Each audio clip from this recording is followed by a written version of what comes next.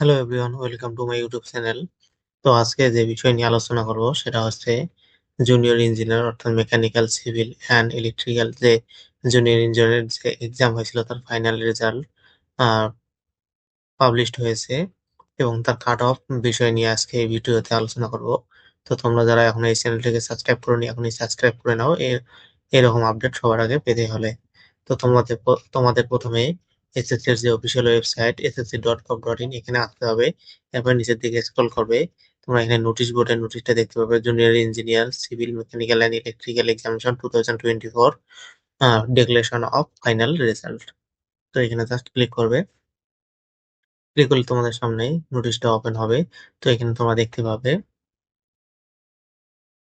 তো এখানে তোমাদের যেটা বলছে 30% যে সিট সেটা আনরিজার্ভ ক্যাটাগরির জন্য রাখা হয়েছে, 25% ওবিসি এবং ইডব্লিউএস ক্যাটাগরির জন্য, এবং বাকি যে ক্যাটাগরি গুলো আছে তাদের জন্য 20%। তো এখানে তোমরা দেখতে পাচ্ছ টোটাল ভ্যাকান্সি সংখ্যা। আহ, এখানে ক্যাটাগরি ওয়াইজ প্রত্যেক ক্যাটাগরি ওয়াইজ এখানে ভ্যাকান্সির কতগুলো সেটা দেওয়া আছে এবং তার সাথে সাথে ক্যান্ডিডেট রিকমেন্ডেড সেটাও দেওয়া আছে।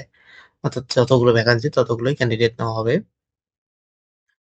তো এখানে তোমার দেখতে পাচ্ছ এসসির জন্য 322টা ভ্যাকান্সি হয়েছে, এসটির জন্য আছে 165টা, ওবিসির জন্য 480, ইডব্লিউএস এর জন্য 171, অর্থাৎ 171, আনরিজার্ভ ক্যাটাগরির জন্য 563, টোটাল 1701টা, এবং ওএইচ ক্যাটাগরিতে আছে 18টা, এইচএস ক্যাটাগরিতে আছে 19টা, পিডব্লিউডি আদার্স ক্যাটাগরির জন্য আছে 16টা।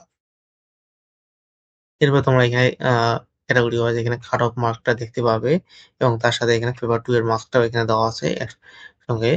তো এবং এই ক্যাটাগরি ওয়াইজ তোমরা এই টোটাল মার্কটা এখানে তোমরা দেখতে পারবে।